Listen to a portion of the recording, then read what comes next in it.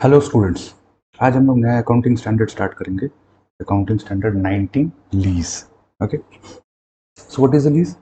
Lease is basically an agreement between two parties. Okay, so दो party हैं, इन दो party के बीच में एग्रीमेंट है। किस चीज का एग्रीमेंट है? द एग्रीमेंट इज कि one party will allow the other party to use an assets against a consideration. ठीक है, ये दो पार्टी के बीच में एग्रीमेंट है जहां पे पहला पार्टी दूसरे पार्टी को एसेट यूज करने का राइट देता है अगेंस्ट पेमेंट ऑफ मनी। ठीक है, एक सिंगल पेमेंट हो सकता है, सीरीज ऑफ पेमेंट हो सकता है। तो ये बेसिकली लीज है। सो टू पार्टीज हैं, तो पार्टीज कौन कौन से हैं? पहला इज कॉल्ड लेजर और दूसरा is called lessee. So lessor is basically the owner of an asset. Owner of asset, कोई भी एसेट हो सकता है। ठीक है, he is the owner of an asset who give the right to leasing to use his asset, okay, against a payment of money. तो ए, late से जो लेजर है वो अपना एसेट बी को देगा सो दैट बी उस एसेट को यूज करे और उसके एवज में जो लेसी है वो उसे एक अमाउंट पे करेगा जो कि जिसे हम कहेंगे रेंट। सो बेसिकली ये क्या है? ये क्या साउंड करता है? सिंपल रेंट एग्रीमेंट है ना, जहाँ पे एक पार्टी जो कि जिसको कि हम लीजी कहते हैं वो ओनर से, जिसे हम लीजर कहते हैं इस चैप्टर के अंदर, इस एएस में, उससे उसका एसेट लेता है रेंट पे, उसको रेंट देता है और उस एसेट को यूज करके अपना बिजनेस कैरी ऑन करता है। So this is a lease agreement. Now अब इस हाउ डज इट वर्क, ये काम कैसे करता है? अगर इसको सिंपल वे में अगर हम लोग समझे तो लेट अस से एक एग्जांपल लेते हैं कि there are two people, one is mister A जिनके पास एक मशीन है। So he is an owner. So owner ही लीजर होगा। उनके पास एक मशीन है जो उन्होंने 40 लाख रुपए में खरीदा था। अब उनके पास मिस्टर बी आता है जिनको कि सेम मशीन की रिक्वायरमेंट है। वही मशीन उनको चाहिए क्योंकि उस मशीन से वो कोई प्रोडक्ट बनाएंगे जो वो बेचेंगे। ठीक है, तो मिस्टर बी आके उनसे लीज पे वो मशीन लेते हैं एंड मिस्टर बी लीजी हो गए। उसके एवज में जो बी है वो ए को 12 लाख रुपए पर एनम का रेंट देगा। कितने दिन के लिए लिया लीज? लीज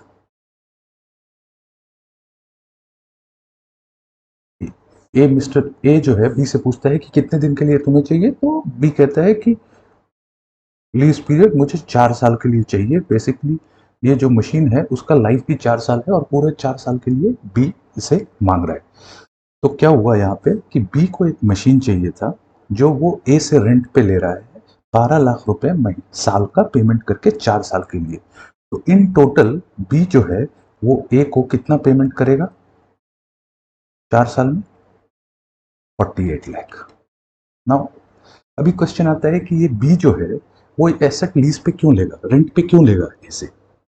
तो अगर बी रेंट पे नहीं लेगा तो बी के पास ऑप्शन क्या है कि वो एसेट वो खुद खरीदे, क्योंकि वो मशीन उसे चाहिए प्रोडक्शन करने के लिए।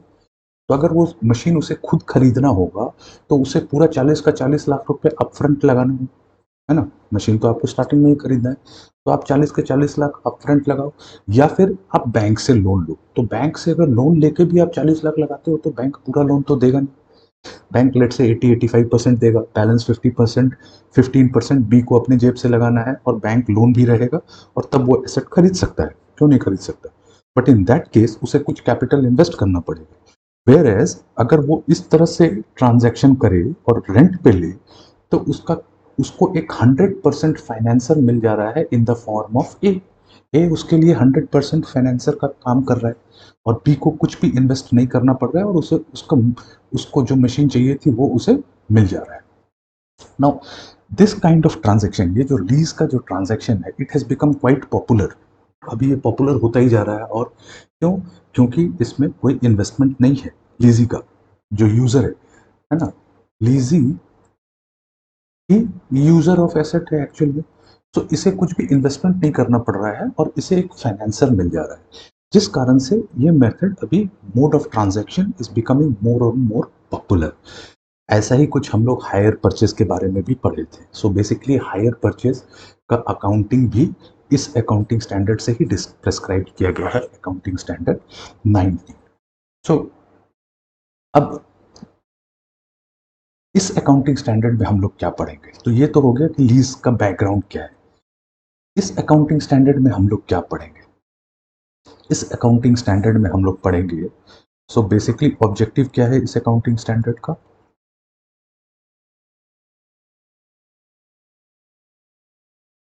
To provide the guidelines for accounting in the books of lessor and lessee both. दोनों अपने बुक्स में अकाउंटिंग कैसे करेंगे इसका, एंड दूसरा जो पार्ट है वो ये हो गया first objective. Second objective is disclosure.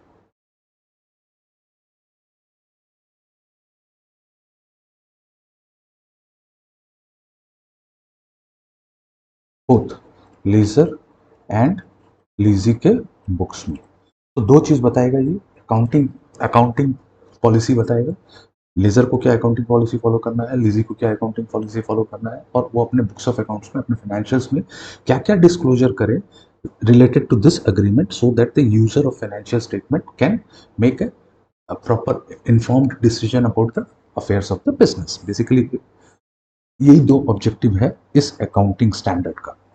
Okay now इस ट्रांजैक्शन को थोड़ा सा और डिटेल में पढ़ते हैं कुछ एक टर्म्स जानने के लिए, तो हमें कुछ टर्म समझ में आएगा इससे। ओके तो हमने एग्जांपल क्या लिया कि mister A who is the lessor oblique owner has a machine जिसका कॉस्ट उनको पड़ा था 40 लाख रुपए। मिस्टर बी इज लीजी क्योंकि इन्होंने वो मशीन मिस्टर ए से रेंट पे लिया, लीज पे लिया, और rent rupees 12 lakh per annum, और लीज पीरियड कितने साल के लिए लिया, 4 साल के लिए लिया। ओके नाउ अब क्या होगा, 4 साल के बाद क्या क्या हो सकता है।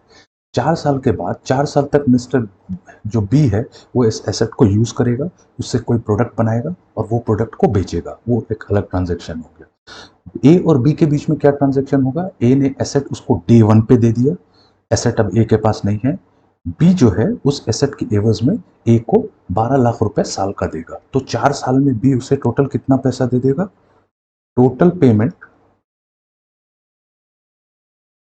By B is equal to 48 lakh. Okay now 4 साल के बाद क्या होगा, अग्रीमेंट खत्म हो गया। ए के पास क्या ऑप्शन है, ए के पास ऑप्शन है कि वो आए और वो एसेट लेके चला जाए, क्योंकि एसेट तो ओनरशिप उसका है, वो एसेट लेके चला जाए, बी उसे रोक नहीं सकता क्योंकि बी को भी अब नहीं चाहिए। एक ऑप्शन, और ले जाके क्या करेगा, ले जाके उसे स्क्रैप भेज देगा, क्योंकि 4 ईयर उसका लाइफ था, 4 ईयर यूज हो गया, अब जो भी उसे परचेस करेगा वो कूड़े के दाम पे ही परचेस करेगा। तो लेट्स से ए को लगता है कि उसका स्क्रैप वैल्यू, उसे इस अकाउंटिंग स्टैंडर्ड में हम क्या कहेंगे, रेसिडुअल वैल्यू, रेसिडुअल वैल्यू। सो रेसिडुअल वैल्यू इस 40 लाख के एसेट का लेट से 5% अज्यूम करते हैं, तो कितना आएगा, 2 लाख, 2 लाख रुपए। ए को लगता है कि अगर वो एसेट 4 साल के बाद उसके पास वापस आता है तो वो उसे किलो के भाव से ही वजन करके कूड़ा कबाड़ी में ही 2 लाख रुपए में बेच सकता है। उस मशीन को सिर्फ लोहे का रेट से बेचेगा तो भी 2 लाख रुपए उसे आ जाएगा। ठीक है, ये उसके पास ऑप्शन है, कर सकता है वो, देन तो कोई प्रॉब्लम ही नहीं। ऐसा भी हो सकता है कि बी ए से कहता है कि ठीक है, आपको लगता है कि आप ये एसेट को 4 लाख 2 लाख में बेच दोगे, वेल आप ले जाओ, अगर आपसे कोई 2 लाख रुपए में खरीद लेता है तो आप उसे बेच दो, लेकिन अगर नहीं बिकता तो नहीं बिकता तो आप मेरे पास आओ, मैं आपको उसके एवज में 50,000 रुपये तो दूंगा। मशीन आप मुझे ही दे दो, मशीन मेरे पास रहने दो, मैं आपको 50,000 रुपये दे दूंगा और आप मशीन मेरे पास रहेगी। तो ए के पॉइंट ऑफ व्यू से, ओके, ए के पॉइंट ऑफ व्यू से उसके पास एक रेसिडुअल वैल्यू का गारंटी है कि कुछ हो चाहे ना हो, मुझे 50,000 तो मिलने वाला है क्योंकि बी ने कमिट किया है मुझे, ठीक है, और ये कमिटमेंट अग्रीमेंट में ही हो जाएगा। तो बी ने मुझे कमिट किया है कि अगर आप मुझे बेचते हो 4 साल बाद तो मैं आपको 50,000 रुपये दे दूंगा इसका। तो ए के लिए ये क्या हो गया, ये गारंटीड रेसिडुअल वैल्यू हो गया, ए को गारंटीड है देना। सिमिलरली ये रेसिडुअल वैल्यू बी के लिए भी गारंटीड हो गया कि उसे पेमेंट करना ही है। अच्छा, ये जो गारंटी है ये बी खुद से दे सकता है या कोई भी आदमी जो बी को रिप्रेजेंट कर रहा है वो दे सकता है, ठीक है, जो कि बी को रिप्रेजेंट कर रहा है, तो नॉर्मली लीज ही देता है। तो देन ए के पॉइंट ऑफ व्यू से उसके पास एक अनगारंटीड वैल्यू है, अनगारंटीड रेसिडुअल वैल्यू भी है। वो क्या है, 2 लाख माइनस 50,000, 1.5 लाख। तो अगर आप ए के पॉइंट ऑफ व्यू से देखो तो उसका जो रेसिडुअल वैल्यू 2 लाख उसने एस्टिमेट किया कि मुझे 4 साल बाद 2 लाख मिलेगा, उसमें 50,000 उसके पास गारंटीड है और 1.5 लाख का अनगारंटीड है। तो और ये 50,000 अगर ए के लिए रिसीवेबल गारंटीड है तो बी के लिए पेबल गारंटीड है, उसे करना ही पड़ेगा। तो टोटल पेमेंट बी कितना करेगा इस लीज पीरियड में, क्योंकि बी इंटरेस्टेड है खरीदने में और उसने ये इंटरेस्ट बिगिनिंग में ही दिखा दिया, तो बी क्या एज्यूम करेगा कि उसे 48 लाख तो पे करना ही है, प्लस 50,000 भी वो पे करेगा। तो बी ए को 48,50,000 पे करेगा अगर ए उसके पास लेके आता है तो बेचने के लिए, और बी ने गारंटी दे दिया उसको। तो ये जो 48,50,000 जो B over a period of 4 year A को पे करेगा, इसे हम कहते हैं मिनिमम लीज पेमेंट। ओके, इस टर्म को हम क्या कहते हैं, मिनिमम लीज पेमेंट। कम से कम इतना पेमेंट बी करेगा ए को। ओके, अब ए ने जो इन्वेस्ट किया, कितना इन्वेस्ट किया मशीन में, 40 लाख। इस 40 लाख को हम क्या कहेंगे, fair value at the beginning, है ना। ये फेयर वैल्यू क्या है, एट द बिगनिंग। और अगर ये 2 लाख रुपए रेसिडुअल वैल्यू को क्या कहेंगे, ये भी फेयर वैल्यू है, fair value eight the end of the agreement, eight the end of agreement. Guaranteed residual value हो गया जो गारंटी बी ने ए को दिया, अनगारंटीड रेसिडुअल वैल्यू हो गया। तो अगर हम कहें कि मिनिमम लीज पेमेंट क्या होगा, मिनिमम लीज पेमेंट होगा जो फिक्स्ड कमिटमेंट रेंट के फॉर्म में बी ए को देगा वो, प्लस अगर रेसिडुअल वैल्यू के रिस्पेक्ट में उसने अगर कोई गारंटी दिया है तो, रेसिडुअल वैल्यू के रिस्पेक्ट में अगर उसने कोई गारंटी दिया है तो। इसके अलावा क्या आ सकता है, इसके अलावा एक सिनेरियो ये भी हो सकता है कि ए और बी जब एग्रीमेंट कर रहे थे बिगनिंग में, तो ए ने कहा कि अगर मैं आपको, बी को, कि अगर मैं 4 साल के बाद आपको ऑप्शन दूं ये एसेट खरीदने का, मैं वो वैल्यू चार्ज नहीं करूंगा जो कि मार्केट वैल्यू होगा उस दिन उस एसेट का, उस दिन उसका जो फेयर वैल्यू होगा वो प्राइस पे नहीं, बहुत ही नॉमिनल प्राइस पे अगर मैं आपको बेचने का ऑफर करूं तो क्या आप खरीदोगे।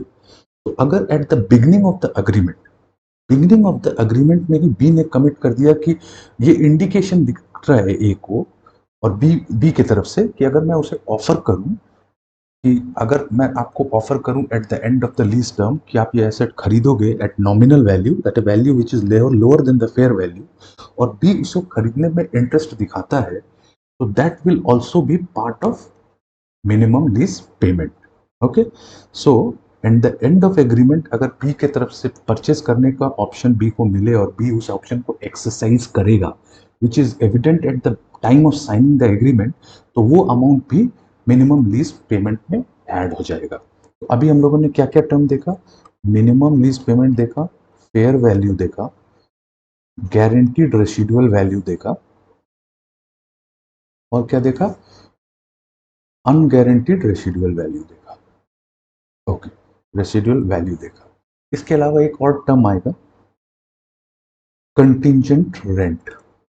ओके, ये जो मिनिमम फिक्स्ड अमाउंट बी ने कमिट किया ए को 12 लाख रुपए पर एनम का, ठीक है। कभी कभी एग्रीमेंट क्या होता है, एग्रीमेंट इस तरह से भी हो सकता है कि आप मुझे साल का 12 लाख रुपए तो दोगे ही दोगे, प्लस आप इस मशीन को यूज करके जो प्रोडक्ट बनाओगे उसको, और जितना पीस आप बेचोगे उस हर पीस पे 1 रुपए मुझे दोगे। मीन्स एक वेरिएबल एलिमेंट उसमें ऐड हो गया। तो ये जो वेरिएबल एलिमेंट है ना, ये भी इसी को कंटिंजेंट रेंट कहते हैं। ओके, कंटिंजेंट रेंट हो गया वो variable part which is in addition to the minimum lease payment. तो contingent rent may be part of lease payment but it is not minimum lease payment. So अगर minimum lease payment के amount में contingent rent include है तो उसे exclude करना है। Minimum lease payment should not have any amount of contingent rent, ये अलग होगा। मिनिमम लीज पेमेंट अलग होगा, वो फिक्स्ड ओनरशिप, वो फिक्स्ड पेमेंट है, उस एसेट के एवज में है, इसलिए ये अमाउंट को आप अलग करेंगे तो उसे हम क्या कहते हैं, कंटिंजेंट रेंट कहते हैं। ओके, इसके अलावा एक एक तो और टर्म्स आप जान ले, एक होता है एसेट का इकोनॉमिक लाइफ और एक होता है यूजफुल लाइफ। इकोनॉमिक लाइफ क्या हो गया, उस एसेट का टोटल लाइफ कितना है, चाहे वो बी के पास या बी से ज्यादा। फॉर एग्जाम्पल, ये एसेट का टोटल लाइफ 6 साल का था, उसमें बी ने 4 साल यूज किया, 2 साल के लिए ए किसी और के साथ लीज एग्रीमेंट कर सकते हैं। तो टोटल इकोनॉमिक लाइफ कितना हो गया, 6 साल का हो गया। वेर एज यूजफुल लाइफ क्या है, ओनली इस लीज पर्पस में लीज पीरियड जो है वो उसका यूजफुल लाइफ हो गया। ठीक है, तो जो लीज पीरियड है उस पीरियड में जो एसेट का जितने साल का लीज पीरियड है वो उसका यूजफुल लाइफ है, और economic life can be more. और अगर वो एसेट ऐसा है जिसका life in terms of unit produced में होता है तो सेम प्रिंसिपल अप्लाई करेंगे, total unit produced whether by one user lessee और more than one lessee is economic life, है ना। 10 साल, 5 साल एक लीजी, 6 साल एक लीजी के पास, 4 साल दूसरे लीजी के पास, तो इकोनॉमिक लाइफ 10 साल का है। और लेट से, या फिर वो मशीन ऐसा है जिसको आप लाइफ ईयर्स में नहीं डिफाइन करके आप नंबर ऑफ यूनिट प्रोड्यूस्ड में डिफाइन करते हैं, है ना, कि 5 लाख पीसेस एक प्रोडक्ट का वो बनाएगा, उसमें से 3 लाख पीसेस एक लीजी के पास बनाएगा और 2 लाख पीसेस के लिए दूसरा लीजी के साथ एग्रीमेंट होगा। तो इकोनॉमिक लाइफ 5 लाख हो गया। और यूजफुल लाइफ क्या हुआ, जिस लीज की आप अकाउंटिंग कर रहे हैं उसका लीज पीरियड जो होगा वो उसका यूजफुल लाइफ हो गया। ठीक है, तो ये वो सम ऑफ द बेसिक टर्म्स जो कि इस अकाउंटिंग स्टैंडर्ड में हम लोग आगे पढ़ेंगे। ओके, ऑब्जेक्टिव हमने पढ़ लिया। ऑब्जेक्टिव क्या था, ऑब्जेक्टिव था to prescribe the accounting treatment of lease both in the books of lessor and lessee and the related disclosure. 2 objective है। अब आता है इसका स्कोप, कहाँ कहाँ अप्लाई होगा। तो basically all lease agreement, all type of lease के लिए ये अकाउंटिंग स्टैंडर्ड एप्लीकेबल होगा। किसी भी लीज एग्रीमेंट में अकाउंटिंग इस अकाउंटिंग स्टैंडर्ड के साथ होगा। However there are certain exceptions, इसमें 3 एक्सेप्शन है। पहला, लीज अग्रीमेंट अगर is for exploration of natural resources, है ना, ऑयल, माइंस, है ना, इन सब चीज का अगर एग्रीमेंट है, लीज एग्रीमेंट है, extraction of natural resources like coal, oil और एनी सच मेटल और मिनरल, तो उसके लिए ये अकाउंटिंग स्टैंडर्ड नहीं लगेगा उस एग्रीमेंट के लिए। दूसरा, if the agreement is for patent, copyright,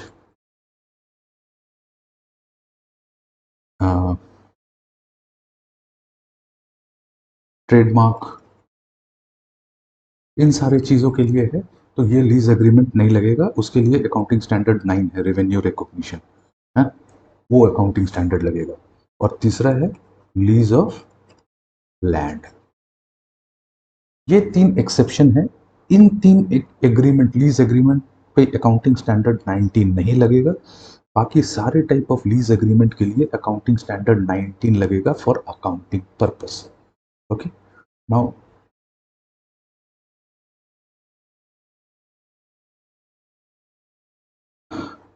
okay, so हमने स्कोप देख लिया, agreement, objective of accounting standard देख लिया, हमने स्कोप भी देख लिया, सर्टेन टर्म्स भी पढ़ लिया। अब देखते हैं कि लीज अग्रीमेंट होते कितने टाइप के हैं।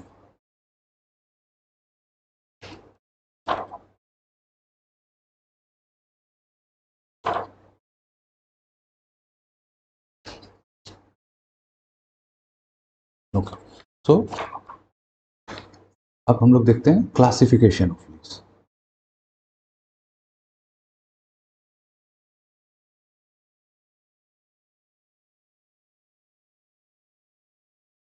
तो lease as per this accounting standard, lease का क्लासिफिकेशन दो है।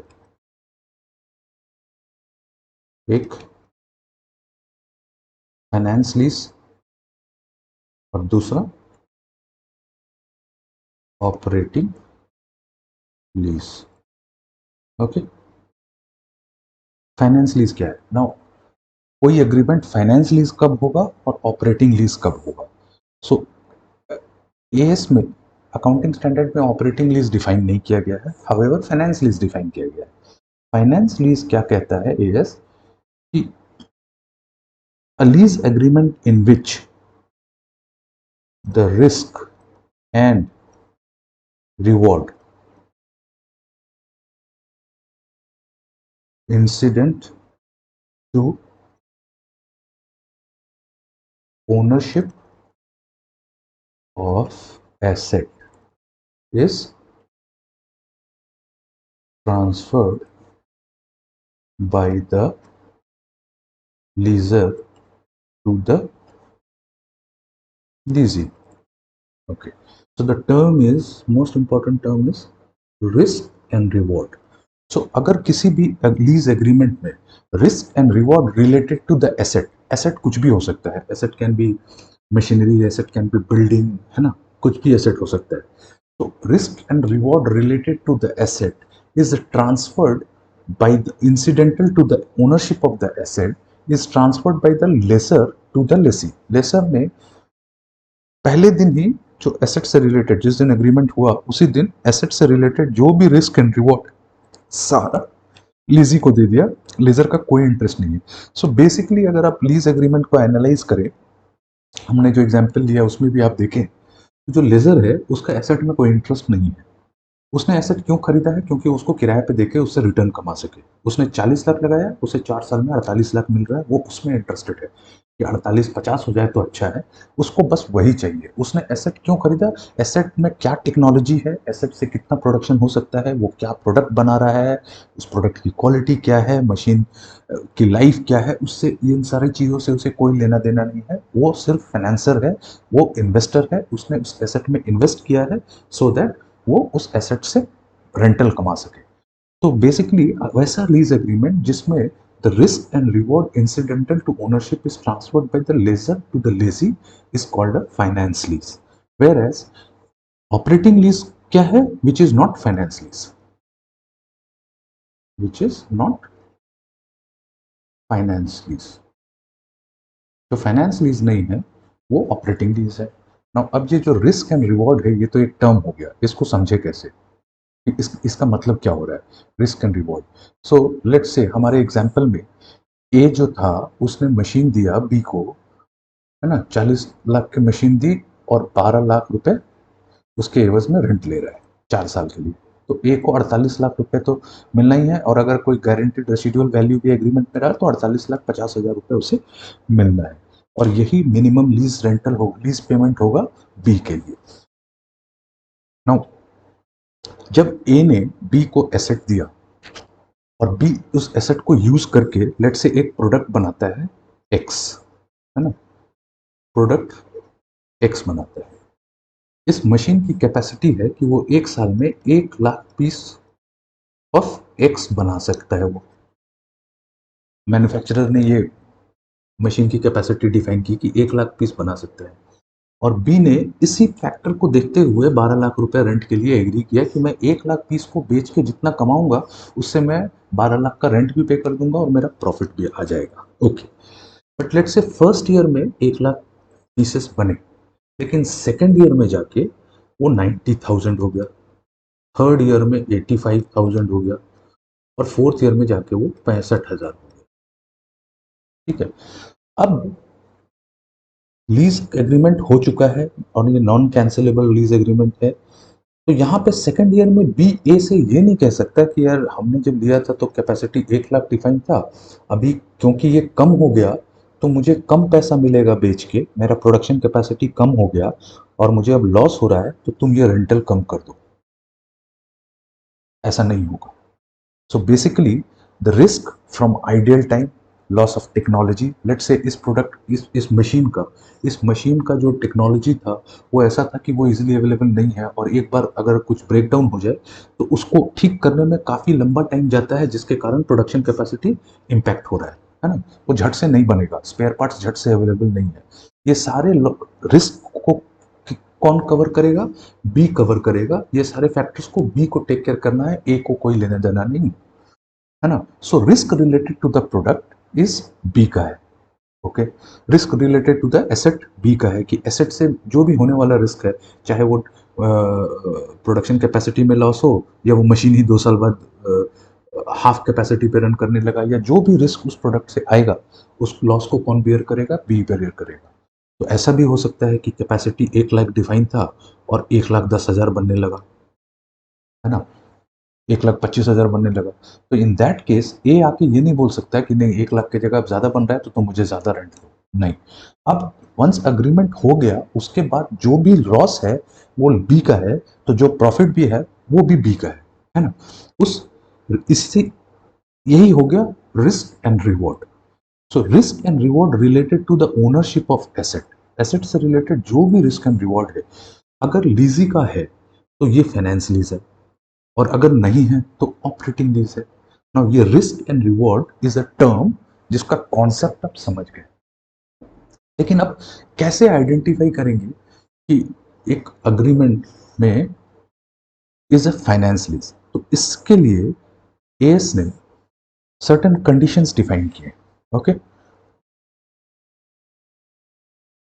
कंडीशन क्या डिफाइन किया है? सो बेसिकली अकाउंटिंग स्टैंडर्ड 19 ने कुछ 5 कंडीशन बताए हैं, उसको कहते हैं डिटर्मिनेटिव कंडीशन। तो डिटर्मिनेटिव कंडीशन क्या है कि अगर ये 5 जो कंडीशन आगे हम अभी देखने वाले हैं हम लोग, इनमें से कोई भी एक कंडीशन अगर लीज एग्रीमेंट में पाया जाता है तो वो एग्रीमेंट को आप फाइनेंस लीज मान लो। ठीक है।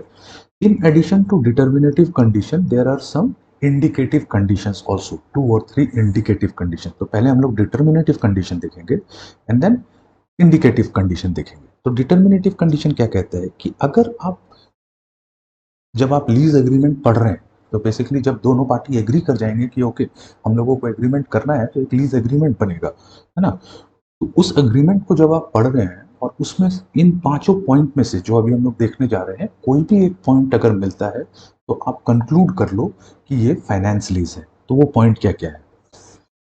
पहला point, eight the end of lease term the ownership of the asset will also be transferred to the leasing। तो अग्रीमेंट में ये मेंशन है कि 4 साल के लीज पीरियड खत्म होने के बाद जो एसेट का ओनरशिप है वो ए बी को ट्रांसफर कर देगा। अगर ऐसा पॉइंट लीज में एग्रीमेंट में मेंशन है तो ये फाइनेंस लीज है। ठीक है।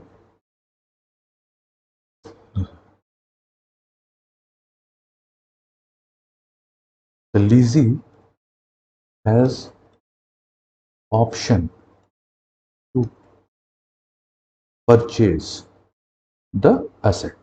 लीजी के पास ऑप्शन है कि वो एसेट को परचेज कर ले eight the end of lease at a price which is lower than the fair value at that date and it is fairly certain that Lizzie will exercise this option। अच्छा, ये सारे condition जो हम लोग देख रहे हैं, ये सारे कंडीशन डे 1 पे इंडिकेटेड होना चाहिए, है ना। सो डे 1 पे ये डिसाइड हो जाना चाहिए कि ओनरशिप एंड में ट्रांसफर हो जाएगा। डे 1 पे ये ऑप्शन लीजी के पास होना चाहिए कि अगर वो चाहे तो वो एसेट खरीद सकता है एट लोअर प्राइसेस पे, और डे 1 पे ही ये श्योर होना चाहिए, ये सर्टेनिटी होना चाहिए कि लीजी ये ऑप्शन को एक्सरसाइज भी कर लेगा। ओके, जिस दिन आप एग्रीमेंट कर रहे हो उस दिन लीजर अगर कहता है लीजी को कि मैं अगर आपको ये ऑप्शन दूं कि आप eight the end of the lease period आप ये एसेट खरीद सकते हो एट लोअर प्राइस, और लेजी अगर उसी दिन ये इंडिकेशन देता है, फेयरली सर्टन है, वो इंडिकेशन देता है कि हाँ वो खरीद लेगा, तो ये लीज फाइनेंस लीज है। Okay, third,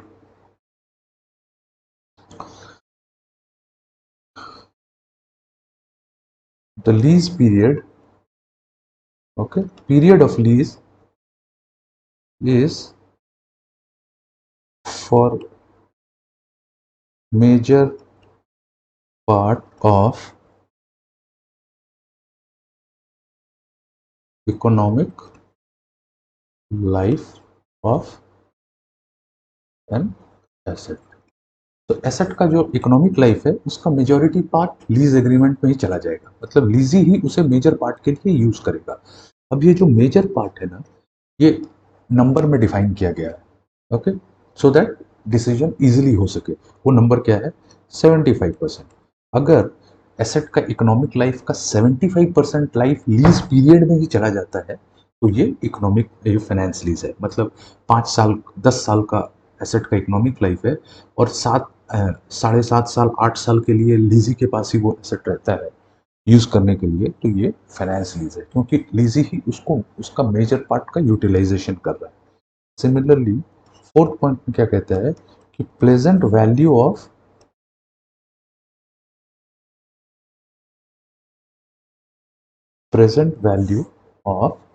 minimum lease payment is more than 90% of fair value of the asset।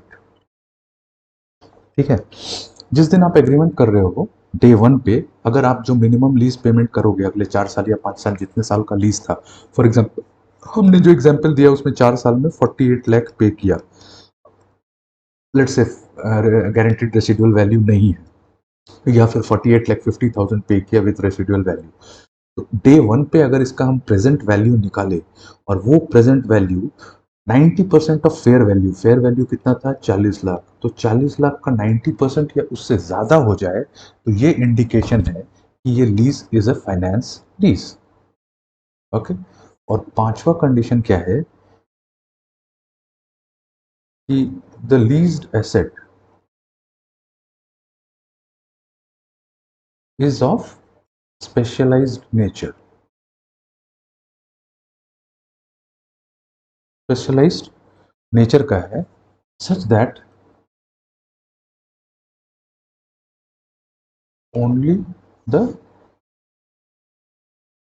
leasee can use the asset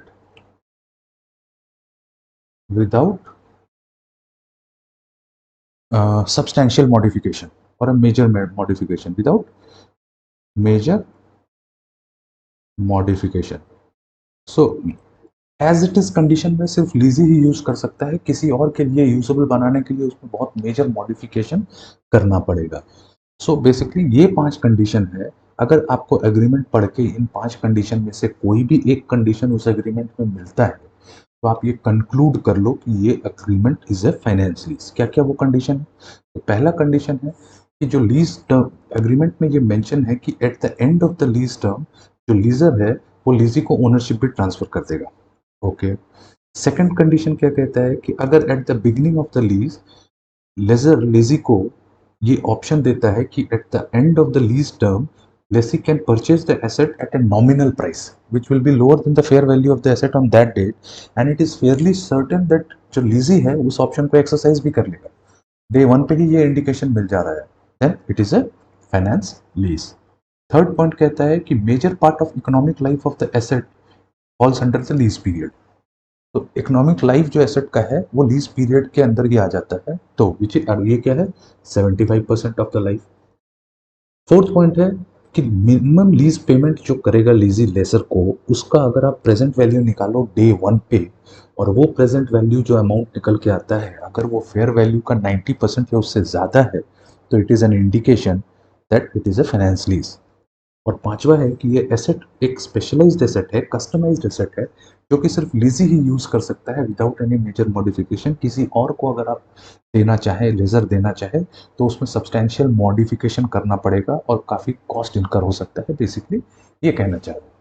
तो ये पांच है, इसको हम कहते हैं डिटर्मिनेटिव नेचर के इंडिकेशन है।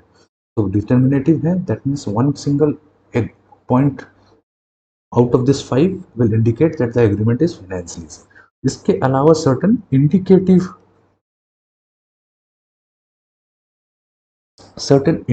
situations भी हैं। ये definitive situations था, ये अब indicative situations हैं जो कि indicate करते हैं कि ये agreement finance lease हो सकता है।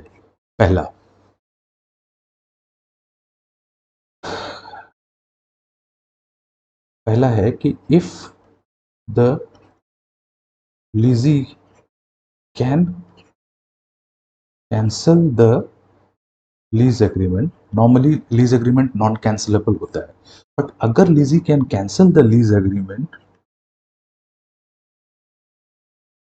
The loss of lessor will be borne by lessee. So हमारे एग्जाम्पल में अगर हम देखें कि मशीन का कैपेसिटी कम होता जा रहा है ना, हम लोग जो यहाँ एग्जाम्पल दे रहे थे, कैपेसिटी कम होता जा रहा है और बी आगे ये कैपेसिटी, आगे ये एग्रीमेंट कंटिन्यू नहीं करना चाहता। सेकेंड ईयर में वो उसने डिसाइड कर लिया कि अब मुझे ये कम ही होगा, मुझे कोई फ़ायदा नहीं है, मैं ये लीज़ कैंसिल कर रहा हूँ। जो ए है वो कहेगा कि ओके आप लीज़ कैंसिल कर दो, नो प्रॉब्लम, बट मुझे मेरा 48 लाख रुपए चाहिए। और बी अगर एग्री कर रहा है तो it is an indication that it is a finance lease. ठीक है, ये एक इंडिकेशन है कि ये फाइनेंस लीज है। सिमिलरली सेकंड कंडीशन क्या कहता है,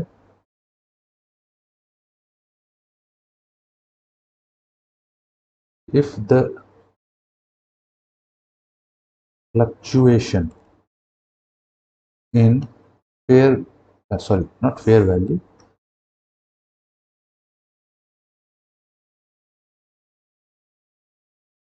residual value of the asset goes to the leasing. Fluctuation means profit or loss. So residual value let's say assume किया गया कि 2 लाख रुपए। ओके अभी ये रेसिडुअल वैल्यू एक्चुअली ये तो एस्टिमेशन था eight the beginning of the lease, 1,90 मिला या 2,10 मिला, तो जो ये लॉस या प्रॉफिट दोनों ही अगर लीजी को जाता है तो ये फाइनेंस लीज है।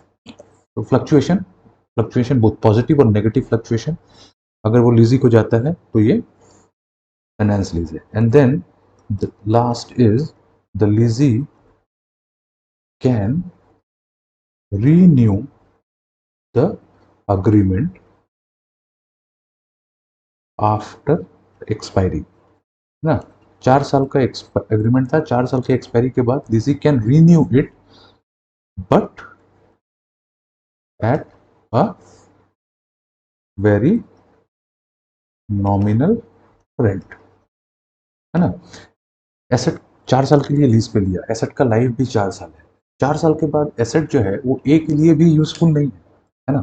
ए को 40 लाख लगाया था, उसको 48 लाख मिल गया, उसका काम हो गया, उस ऐसे भी उसका एसेट में कोई इंटरेस्ट नहीं है, उसे तो रेंट चाहिए था। 4 साल के बाद अगर बी उस एग्रीमेंट को रिन्यू करे और 12 लाख रुपए की जगह साल का 1 लाख रुपए पे भी वो एग्रीमेंट रिन्यू हो रहा है, तो ये इंडिकेशन है कि ये फाइनेंस लीज का ही एग्रीमेंट है। और चांसेस है कि बी अगर ऐसा ऑफर करेगा तो ए एग्री कर जाएगा, क्योंकि ऐसे भी एसेट उसके लिए यूजफुल है, तो उसके पास जो भी पैसा आ रहा है वो काफ़ी आ रहा है ना। तो 12 लाख के रेंट की जगह 1 लाख का भी रेंट आ रहा है तो नो प्रॉब्लम, एसेट तो उसके यूज का है ही नहीं। तो अगर ये तीन इंडिकेटिव सिचुएशन है, तो अगर ये भी आपको एग्रीमेंट में ऐसा कोई कंडीशन मिलता है तो ये इंडिकेशन है कि ये फाइनेंस लीज है। Okay, so these are the conditions जो अकाउंटिंग स्टैंडर्ड ने प्रेस्क्राइब किया है, जिसको आप एक एग्रीमेंट में देखोगे, ढूंढेंगे आप to identify whether the lease agreement is a finance lease और an operating lease. Absence of all these means it is a operating lease. अब आते हैं अकाउंटिंग। तो अकाउंटिंग हम लोग दो पार्ट में पढ़ेंगे। आज हम लोग देखेंगे लीजी के पॉइंट ऑफ व्यू से ये सारा, ठीक है, और नेक्स्ट क्लास में हम लोग देखेंगे लीज लेसर के पॉइंट ऑफ व्यू से। Again accounting of finance lease and accounting of operating lease. तो अभी हम लोग फाइनेंस लीज की अकाउंटिंग देखेंगे।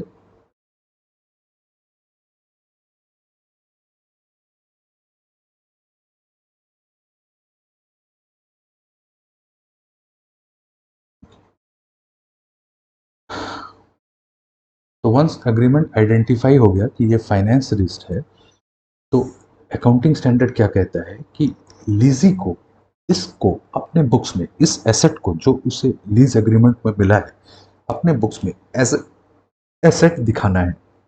ओके, एसेट रिकॉर्ड करना है। तो लीजी क्या रिकॉर्ड करेगा? Lease asset account debit to vendor account और लीज लाइबिलिटी अकाउंट। सो यहां पे हम लोग लिखते हैं लीज लाइबिलिटी। ये लीज लाइबिलिटी बेसिकली क्या है? वेंडर है। नाउ यहाँ पे दो क्वेश्चन हम लोगों को दो कॉन्सेप्ट हमें समझना है। एक कि ये किस वैल्यू पे रिकॉर्ड होगा, और दूसरा एसेट क्यों रिकॉर्ड हो, क्योंकि ओनरशिप तो है नहीं। तो हमने एक अकाउंटिंग प्रिंसिपल पढ़ा था, principle of substance over form.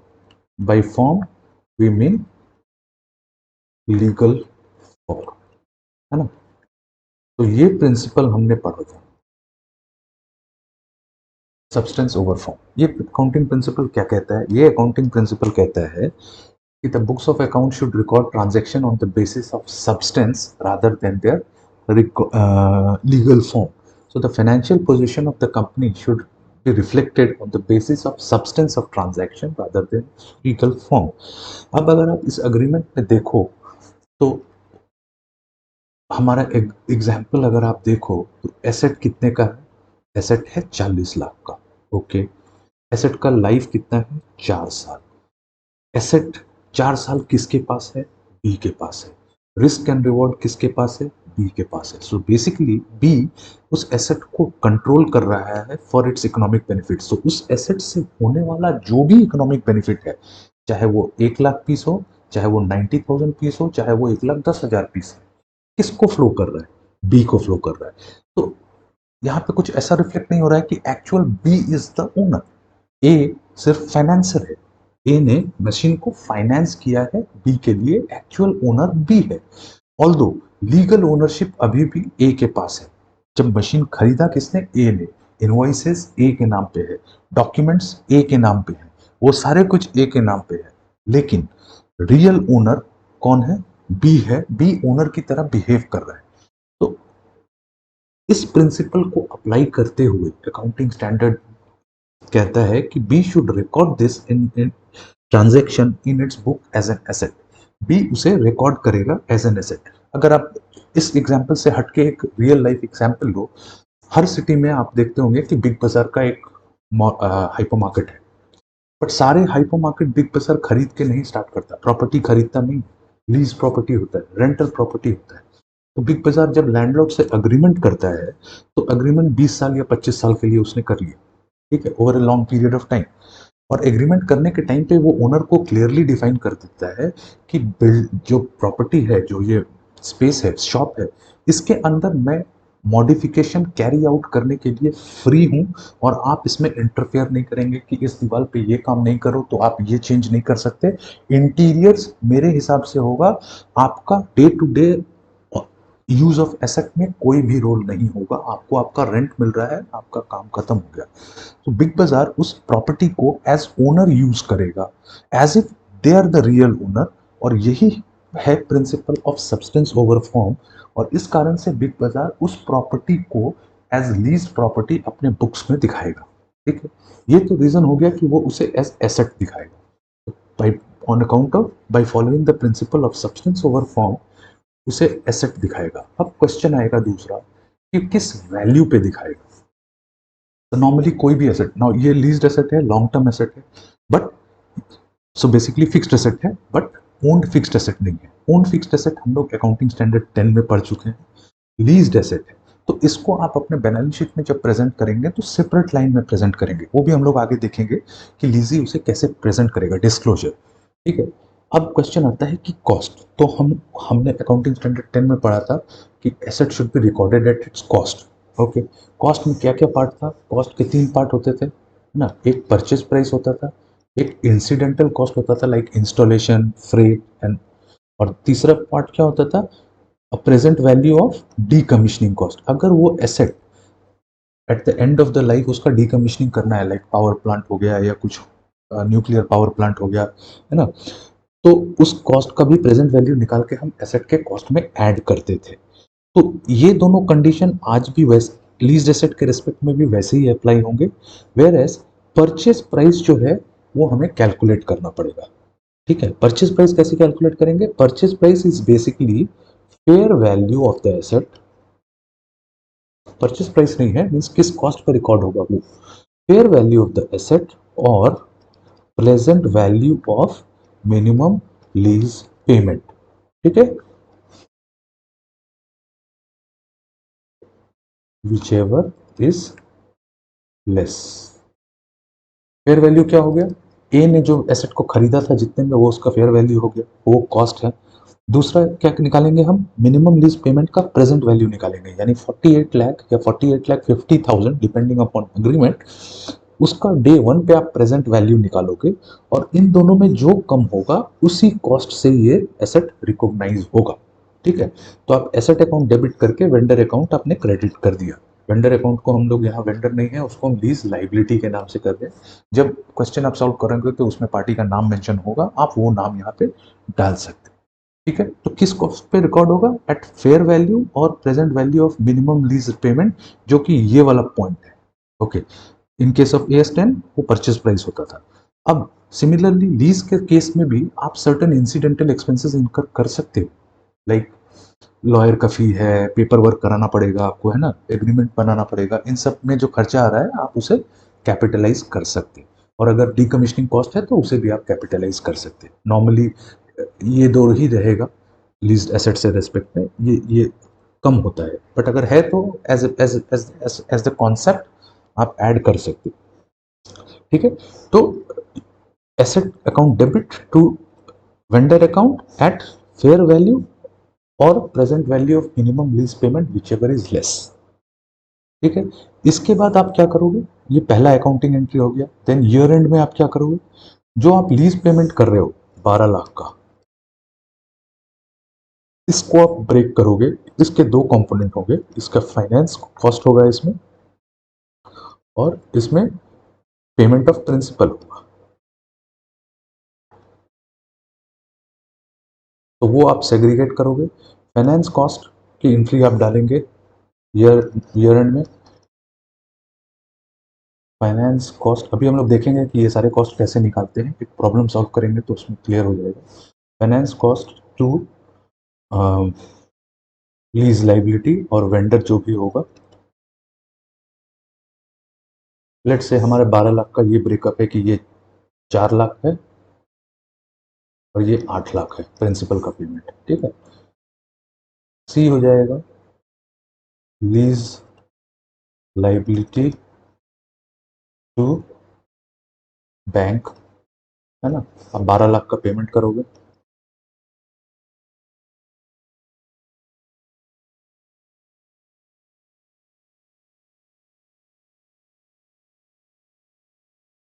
Fourth, क्योंकि फिक्स्ड एसेट है तो इस पर डेप्रिसिएशन लगेगा, है ना। तो डेप्रिसिएशन का principal as it is AS10 का फॉलो होगा। तो आप डेप्रिसिएशन कौन से लाइफ पे लगाएंगे? इकोनॉमिक लाइफ और यूजफुल लाइफ।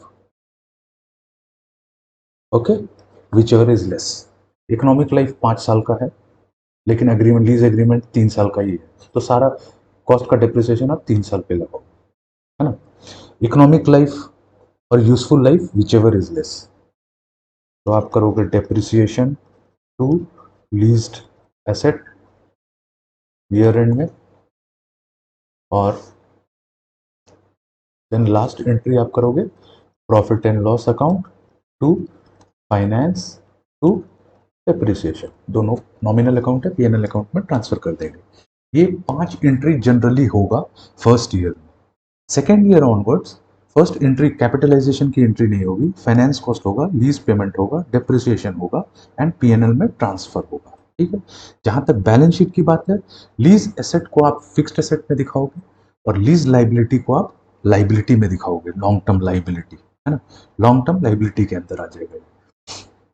सो ये बेसिक अकाउंटिंग है जो कि एक लीज्ड एसेट के रिस्पेक्ट में लीजिंग के बुक्स में आएगा। एक क्वेश्चन सॉल्व करते हैं, उससे हम लोगों को ज़्यादा क्लैरिटी मिलेगा। अच्छा, और एक कॉन्सेप्ट समझ ले यहाँ पे कि अब हमने कहा कि एसेट को रिकॉर्ड करना है फेयर वैल्यू और present value of minimum lease rental. तो जब प्रेजेंट वैल्यू आ गया, यानी प्रेजेंट वैल्यू कैसे निकलता है? डिस्काउंटिंग रेट से। तो डिस्काउंटिंग रेट क्या होगा? प्रेजेंट वैल्यू फैक्टर के लिए हम कौन सा रेट लेंगे? तो एस कहता है कि आप इसके लिए लोगे इम्प्लिसिट रेट ऑफ इंटरेस्ट, या फिर इसको इंटरेस्ट रेट इम्प्लिसिट कहते हैं। इंटरेस्ट रेट इम्प्लिसिट क्या है? इंटरेस्ट रेट इम्प्लिसिट वो वैल्यू है, वो रेट ऑफ इंटरेस्ट है जिसको अप्लाई करने से minimum lease payment plus unguaranteed residual value, क्योंकि मिनिमम में गारंटीड रेसिडुअल वैल्यू आ गया 48 लाख और 50,000 plus 1.5 lakh will be equal to cost of asset 40 lakh. वो रेट ऑफ इंटरेस्ट जो कि इन दोनों को इक्वल करेगा is implicit rate of interest, ठीक है। अगर implicit rate of interest rate implicit नहीं है तो आप इंक्रीमेंटल बोरोइंग रेट ले सकते हैं। ओके, इंक्रीमेंटल बोरोइंग रेट क्या है कि अगर लीजी सेम मशीन को बैंक से लोन लेके एसेट को खरीदता तो बैंक उसे किस रेट पे ये लोन देती? ओके, अगर आपके पास implicit rate, interest rate implicit available है तो आप पहले वो यूज करेंगे। अगर नहीं है, और इम्प्लिसिट इंटरेस्ट रेट इम्प्लिसिट क्या होता है? ये वो रेट ऑफ इंटरेस्ट है जहां पे, जिस रेट ऑफ इंटरेस्ट पे minimum lease payment plus unguaranteed residual value is equal to fair value, ठीक है। अगर इंटरेस्ट रेट इम्प्लिसिट अवेलेबल नहीं है तो आप इंक्रीमेंटल बोरोइंग रेट ले सकते हैं। इंक्रीमेंटल बोरोइंग रेट क्या है कि अगर लीजी सेम टाइप ऑफ एसेट खरीदने के लिए बैंक से लोन लेता तो बैंक किस रेट पे वो लोन उसे देती is incremental borrowing rate. Okay, अब एक क्वेश्चन हम लोग सॉल्व करते हैं और समझते हैं। क्वेश्चन है कि लीजी के बुक्स में हम लोग सब देख रहे हैं कि लीज टर्म 4 साल का है। ओके, फेयर वैल्यू 20 लाख का है, lease rent 6,25,000 per annum eight the end of year, साल के अंत में आते हुए। Guaranteed residual value 1,25,000, expected residual value 3,75,000। तो अगर आपको अनगारंटीड निकालना है तो क्या हो गया? 2,50,000, है ना। Interest rate implicit is 15%। ठीक है, अगर क्वेश्चन में इसका प्रेजेंट वैल्यू फैक्टर दिया है तो वेल एंड गुड, नहीं तो हम निकाल सकते हैं। कैसे निकालेंगे present value factor? First year के लिए क्या होगा, 1 डिवाइडेड बाई 1.15 इक्वल्स टू कितना आ गया, 8695। अगेन इसको डिवाइडेड, उसके बाद डिवाइडेड बाई 1.15, फिर अगर करेंगे तो सेकेंड ईयर का आ जाएगा। अगेन जो नंबर आया उसको डिवाइडेड बाई 1.15 करेंगे तो थर्ड ईयर का आ जाएगा। ठीक है, तो हम लोग यहाँ पे इंटरेस्ट रेट उसका प्रेजेंट वैल्यू फैक्टर डाल ही देते हैं। फॉर 15% रेट ऑफ इंटरेस्ट पे प्रेजेंट वैल्यू फैक्टर क्या होगा, पहले साल का होगा 0.8696, सेकेंड ईयर का होगा 0.7561,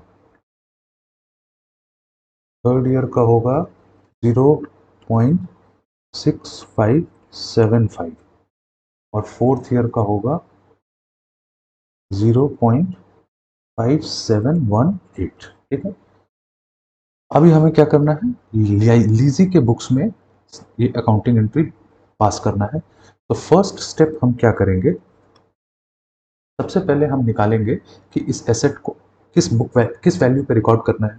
तो रिकॉर्ड किस वैल्यू पे करेगा लीजी, फेयर वैल्यू और present value of lease rental whichever is less.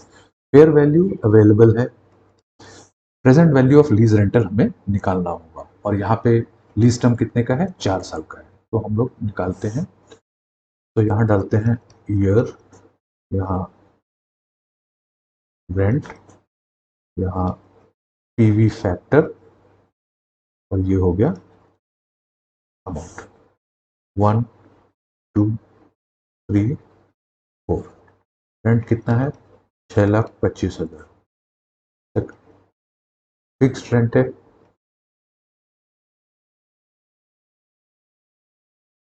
ये 6,25,000 के साथ साथ लास्ट ईयर में गारंटीड रेसिडुअल वैल्यू भी पे करना पड़ेगा, वो कितना है, 1,25,000।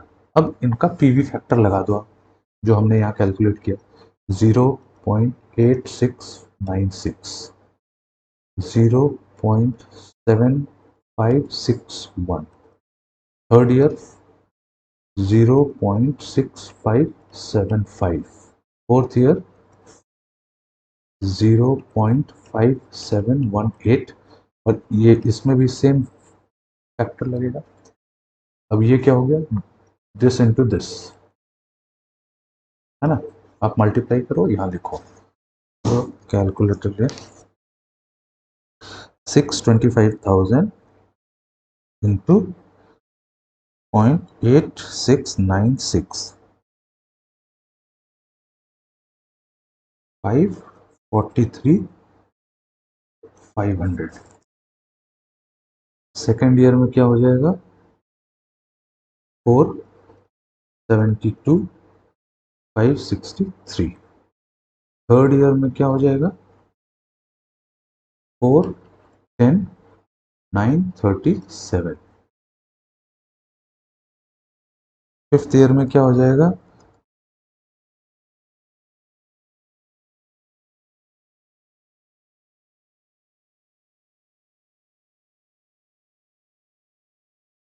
357,375, और 1,25,000 इंटू 0.5718,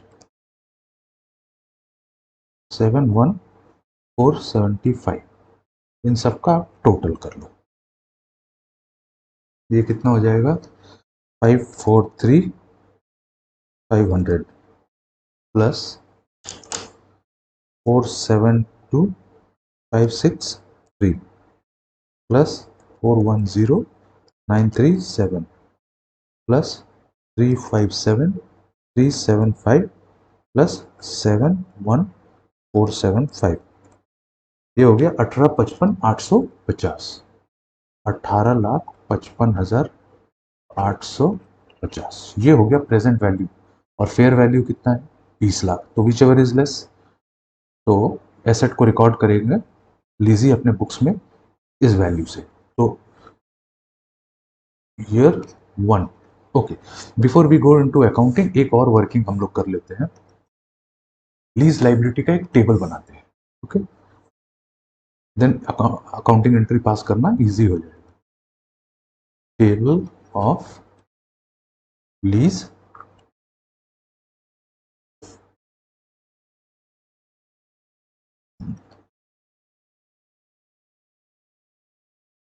लाइबिलिटी। ओके, तो इसको भी हम इस तरह से बनाएंगे। Year opening balance. Okay, total lease, then यहाँ पे हम करेंगे finance cost at the rate 15%। Okay, then principal amount and then closing balance. तो ईयर 1, 2,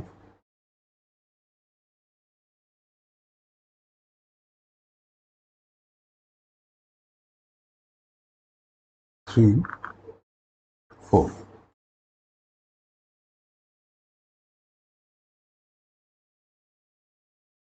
ओके, ओपनिंग बैलेंस क्या होगा?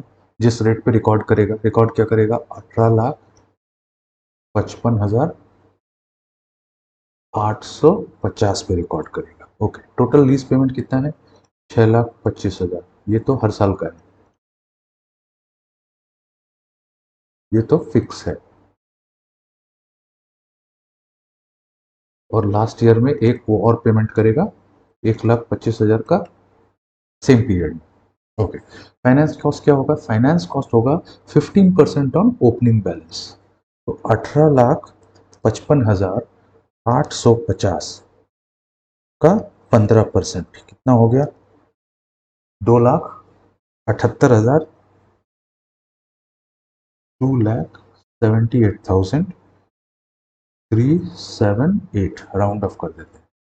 टोटल लीज कितना पे करना है? 6,25,000। तो लीज के दो कंपोनेंट होंगे, एक फाइनेंस कॉस्ट होगा और एक प्रिंसिपल पेमेंट होगा। तो अगर फाइनेंस कॉस्ट इतना है तो प्रिंसिपल पेमेंट कितना हो गया? यानी दिस माइनस दिस। तो देन 6,25,000 माइनस 2,78,378 कितना हो गया? 346,622। क्लोजिंग बैलेंस क्या होगा? ओपनिंग बैलेंस माइनस प्रिंसिपल का पेमेंट। ठीक है, 18,55,850 माइनस 3,46,622, 15,09,200, 15,09,228। ओपनिंग बैलेंस, फिर ये क्लोजिंग बैलेंस, ओपनिंग बैलेंस हो गया सेकेंड ईयर का। ये वेंडर अकाउंट है बेसिकली। तो ये लीज लाइबिलिटी है, ये वेंडर अकाउंट है। वेंडर अकाउंट में ये सारे ट्रांजैक्शन होंगे। ठीक है, अब इस पे फिर इंटरेस्ट निकालेंगे हम। 15,09,228 इंटू 0.15, 2,26,384, 2,26,384। तो 6,25,000 माइनस 2,26,384, प्रिंसिपल कितना गया? 398,616। ओके, तो क्लोजिंग बैलेंस कितना हो गया? 1,50,9,228 माइनस 398,616, 11,10,612। थर्ड ईयर का ओपनिंग बैलेंस कितना हो गया? 11,10,612, 11,10,612। इसका 15%, 1,66,592, 1,66,592। प्रिंसिपल कितना चला गया? 6,25,000 माइनस 1,66,592,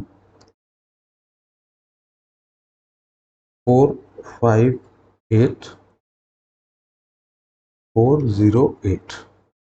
क्लोजिंग बैलेंस कितना हो गया? 11,10,612 माइनस 458,408, 652 204। फोर्थ ईयर के बिगनिंग में कितना हो गया 652204। सो 652204 into 15%, 97831। 625 minus 97831 is equal to 527169।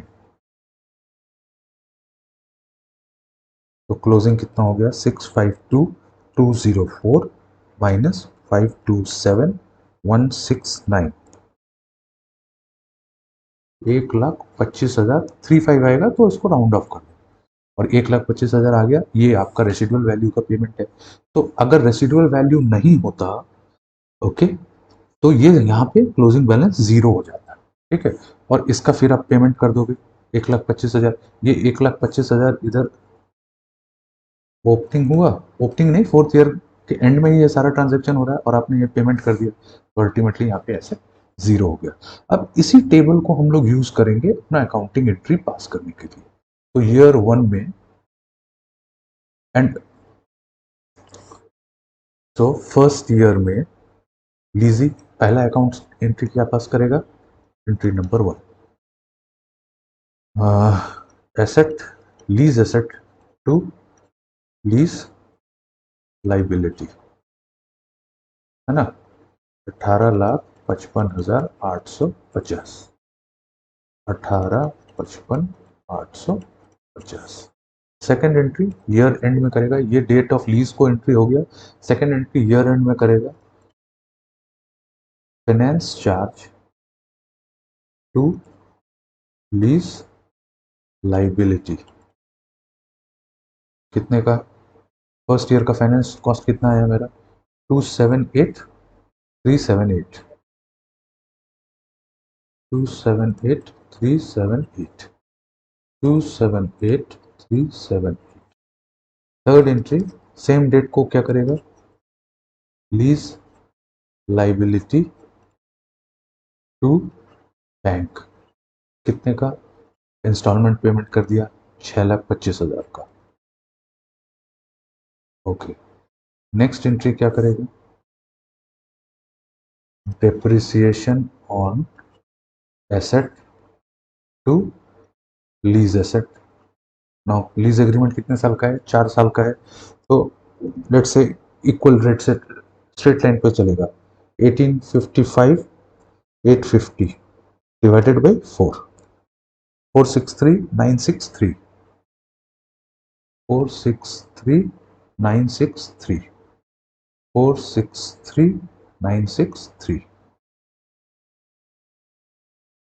And last entry क्या पास करेगा, profit and loss account debit to finance charge to depreciation. Finance charge है 278,578 और ये हो गया 463,963, 463,963 प्लस 278,578।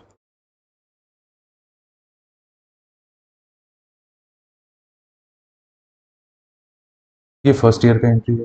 सेकेंड ईयर में एक एंट्री सिर्फ कम होगा, फर्स्ट एंट्री, ये एंट्री नहीं होगा, बाकी सेकेंड ईयर में ये एंट्री होगा। किस अमाउंट से होगा, अब सेकेंड ईयर का अमाउंट ये हो जाएगा, पेमेंट की एंट्री जो है वो इसी से होगा, डिप्रिसिएशन अगेन सेम होगा, है ना, और देन फाइनेंस कॉस्ट ट्रांसफर कर देंगे।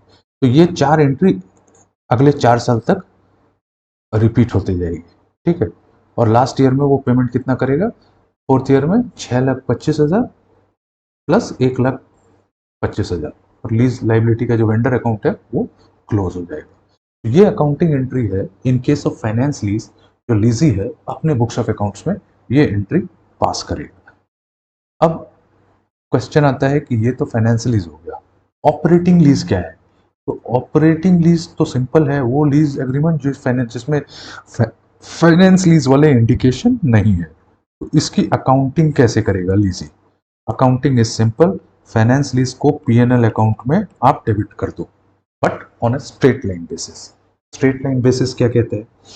सो let's say PNL to vendor होगा या and then vendor to bank हो जाएगा। पीएनएल में डेबिट कर दो, यानी आप चाहो तो उसे लीज रेंट अकाउंट में डेबिट करो और लीज रेंट को पीएनएल में ट्रांसफर कर दो। Lease rent to operating lease rent to vendor account, vendor account to bank account, operating PNL account to operating lease account, जो नॉमिनल अकाउंट के respect में कर दें। बट ये करना है हमें स्ट्रेट लाइन बेसिस पे। फॉर एग्जाम्पल कि हमारे केस में जो एग्जाम्पल हमने लिया, लेट से वो फाइनेंस लीज नहीं होगी, ऑपरेटिंग लीज हो गया, और लीज एग्रीमेंट में क्या डिसाइड हुआ कि टोटल 48 लाख पे करना है लीज रेंट। बट वो पेमेंट कैसे करना है? फर्स्ट ईयर में पेमेंट होना है 15 लाख, सेकेंड ईयर में पेमेंट होना है 20 लाख, 35 लाख हो गया। थर्ड ईयर में पेमेंट करना है 15 लाख, कितना हो गया? 50 हो गया, 10 लाख। तो 20, 30, 35, 45 और फोर्थ ईयर में 3 लाख। एक्चुअल पेमेंट ऐसे होना है, ठीक है। तो आप अगर आप क्या करोगे, आप लीज रेंट को बुक करोगे 15 लाख से, आप करोगे rent to vendor, vendor to bank, 15 lakh से करोगे, है ना।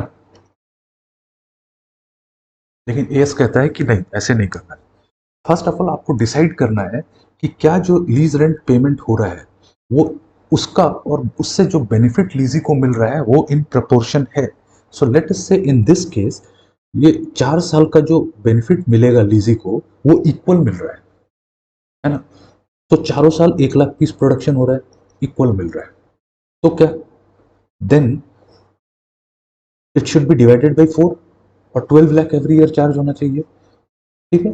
सो एक्चुअल रेंट 12 लाख का है, तो ये जो बाकी, लेकिन पेमेंट कितना करना है आपको? 15 लाख का पेमेंट करना है, बट आपके पीएनएल में जाएगा 12 लाख। तो आप क्या करोगे, आप लीज रेंट को बुक करोगे स्ट्रेट लाइन बेसिस पे, यानी कि आप टोटल अमाउंट कर लोगे 48 लाख और इसको अगर इक्वल बेनिफिट मिल रहा है तो divided by 4 is equal to 12 lakh. तो आप पीएनएल में 12 लाख लेके जाओगे, लेकिन आप पेमेंट करोगे 15 लाख का। तो जो डिफरेंस रहेगा 12 और 15 का, उसे कहाँ ले जाएंगे? वो आपके लिए रिसीवेबल है ना, क्योंकि ये ओपेक्स है तो कैंसिलेबल भी हो सकता है। तो आप क्या करोगे, रेंट टू वेंडर आप करोगे 12 लाख, लेकिन वेंडर टू बैंक 15 लाख से होना है, ये होना है। तो ये जो 3 लाख है ये किधर जाएगा? ये आपके लिए रिसीवेबल है, ठीक है। सो ये आपके लिए वेंडर से रिसीवेबल है। आप आपके वेंडर अकाउंट में 3 लाख का डेबिट बैलेंस पड़ा रहेगा, ठीक है। तो अगर कैंसिल होगा तो आप वेंडर से रिकवर करोगे और उसे डिपेंडिंग अपॉन प्लस और माइनस आप उसे लाइबिलिटी और एसेट साइड में दिखा सकते हो।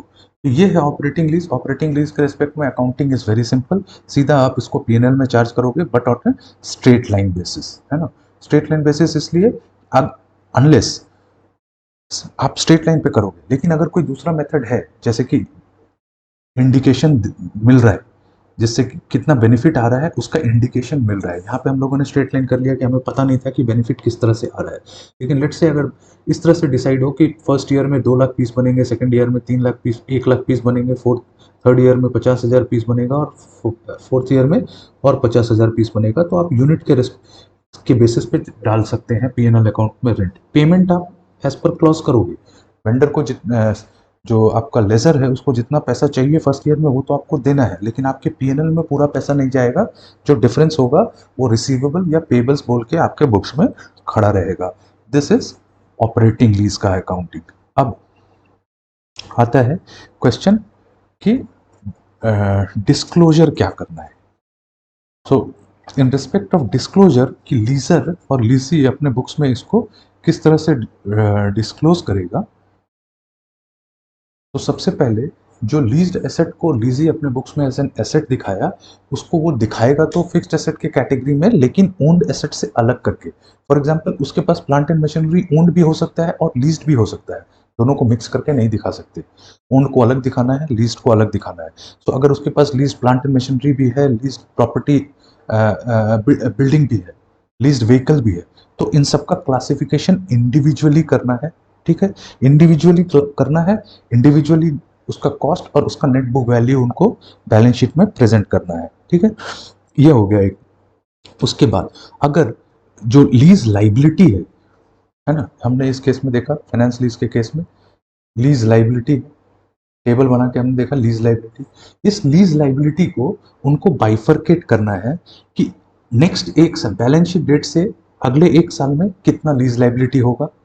उसके बाद एक एक ये अमाउंट मेंशन करना है। दूसरा अमाउंट उसे क्या देना है कि एक साल से ज्यादा और 5 साल से कम में कितना पे करना है। फॉर एग्जाम्पल ये 2021 का बना रहे, तो 2022 में जो देना है वो तो ये हो गया। देन 2023, 4, 5, 6, 7 तक में जो पेमेंट करना है उसको आपको दिखाना है। और अगर 7 से बाद भी कुछ लीज लाइबिलिटी पे करना है तो उसे अलग से दिखाना है। तो बेसिकली लीज लाइबिलिटी को आप 3 पार्ट में दिखाओगे। एक इमीडिएट नेक्स्ट ईयर जो कि बेसिकली आपके लिए करंट लाइबिलिटी है, then more than 1 year, less than 5 year में दिखाना है। Okay, and then more than 5 year, ये 3 पार्ट में लीज लाइबिलिटी को आपको दिखाना है, लीज लाइबिलिटी का ब्रेकअप देना है। अगर कंटिंजेंट रेंट है तो कंटिंजेंट रेंट को स्पेशली अलग से मेंशन करना है। अच्छा, कंटिंजेंट रेंट का अकाउंटिंग ट्रीटमेंट क्या होगा, वो भी तो आप पे कर रहे हैं। कंटिंजेंट रेंट ओपेक्स की तरह ट्रीट होगा, सीधा पीएनएल में चार्ज कर दो उसको एज रेंट। ठीक है, प्रॉफिट एंड लॉस अकाउंट में कंटिंजेंट रेंट आप स्ट्रेट अवे चार्ज कर दो। अगर लीज में सब लीज का प्रोविजन है, दैट मीन्स आपने जब बी ने जब ए से मशीन लीज पे लिया, तो उसमें बी इज इंडिपेंडेंट कि अगर बी चाहे तो वो उसको फर्दर किसी को लीज कर दे। ठीक है, फॉर एग्जाम्पल ईयर 1 ईयर 2 के बाद बी को लग रहा है कि अब यार इस मशीन से जो प्रोडक्शन हो रहा है वो मेरे लिए वाइबल नहीं है, एग्रीमेंट तो कैंसिल हो नहीं सकता, तो मैं किसी तीसरे पार्टी को लीज करके उससे कुछ पैसा मिल जाए। तो अगर सब लीज करने का कंडीशन है तो वो मेंशन होना चाहिए कि सब लीज कर सकते हैं, और उससे कितना पैसा आएगा और कितना आ सकता है वो भी डिफाइन करना होगा।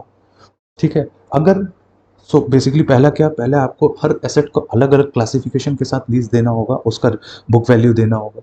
मिनिमम जो लीज लाइबिलिटी है उसका ब्रेकअप बनाना होगा। इमीडिएट नेक्स्ट ईयर में कितना पेमेंट करना है, एक साल से 5 साल में कितना पेमेंट करना है लीज लाइबिलिटी, और 5 साल से ज़्यादा अगर है तो कितना पेमेंट करना है। कंटिंजेंट रेंट है तो उसको सेपरेटली दिखाओ, प्लस उसको पीएनएल में उसका अकाउंटिंग ट्रीटमेंट है, उसको पीएनएल में स्ट्रेट अवे चार्ज कर दो। Rent account debit to vendor account, vendor to bank. Similarly अगर सब लीज का प्रोविजन है तो वो आप मेंशन करो, और सब लीज से कितना पैसा आपको मिल चुका है और कितना मिलने वाला है वो भी आपको बताना होगा। सिमिलरली अगर लीज में बाई करने का ऑप्शन है eight the end of the lease period, तो वो ऑप्शन अवेलेबल है, वो ऑप्शन के बारे में आपको मेंशन करना होगा कि रिन्यूअल का भी, अगर टर्म ऑफ रिन्यूअल है तो वो भी ऑप्शन को आपको मेंशन करना होगा कि 4 साल के बाद लीज रिन्यू हो सकता है। अगर 4 साल के बाद आपको परचेस करने का लीजी के पास ऑप्शन है तो वो लीजी मेंशन करेगा कि उसके पास परचेस करने का भी ऑप्शन है। ये हो गया in case of finance lease. जहां तक ऑपरेटिंग लीज के बारे में है, ऑपरेटिंग लीज में भी सेम केस है। ऑपरेटिंग लीज के रिस्पेक्ट में लीजी को बताना होगा कि अगले एक साल में कितना पेमेंट करना है, एक साल से ज़्यादा और 5 साल से कम में कितना पेमेंट करना है, और 5 साल से ज़्यादा कितना पेमेंट करना है। अगर सब लीज करने का ऑप्शन वहां भी है तो सब लीज से रिलेटेड आपको डिटेल डालना है। ठीक है, कितना पीएनएल में आपने चार्ज कर दिया वो आपको मेंशन करना है। और अगर इसमें भी रिन्यूअल का ऑप्शन है तो आपको रिन्यूअल का ऑप्शन मेंशन करना है। अगर इसमें परचेस का ऑप्शन भी है, ऑपरेटिंग लीज में भी परचेस का ऑप्शन हो सकता है, अगर ऐसा है तो परचेस का ऑप्शन भी आपको मेंशन करना पड़ेगा। तो ये था accounting of lease from the book point of view of lessee. Next class में हम लोग देखेंगे कि लीजर इसको कैसे अकाउंट करेगा और उसके बुक्स में कैसा अकाउंटिंग होगा और क्या क्या डिस्क्लोजर होगा। ओके, सो नेक्स्ट क्लास में हम लोग सेकंड पार्ट पढ़ेंगे और थोड़ा बहुत रहेगा, नेक्स्ट क्लास में भी उसको कवर करेंगे। Okay, thank you.